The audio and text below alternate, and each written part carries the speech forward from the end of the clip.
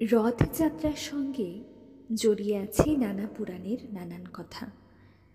স্নানযাত্রার পর নিভৃত বাস থেকে বেরিয়ে আষাঢ় মাসের শুক্লপক্ষের দ্বিতীয়া তিথিতে রথে চড়ে দাদা বলরাম বোন সুভদ্রাকে নিয়ে বাঁশিপাড়ে যান জগন্নাথদেব। আবার মনে করা হয় দীর্ঘ বিচ্ছেদের পর কৃষ্ণের বৃন্দাবন প্রত্যাবর্তনের স্মরণে এই উৎসব আয়োজিত হয়ে থাকে।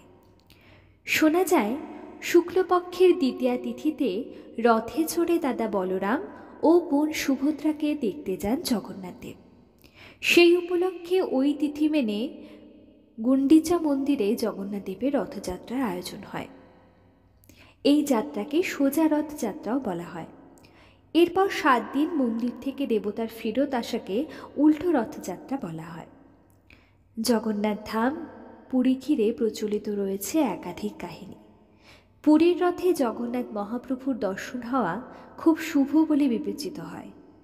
জগন্নাথ, সুভদ্রা ও বলভদ্রর জন্য 3টি রথ তৈরি করা হয়, যা দেখার জন্য ভিড় জমান লক্ষ লক্ষ ভক্ত ও দর্শনার্থী।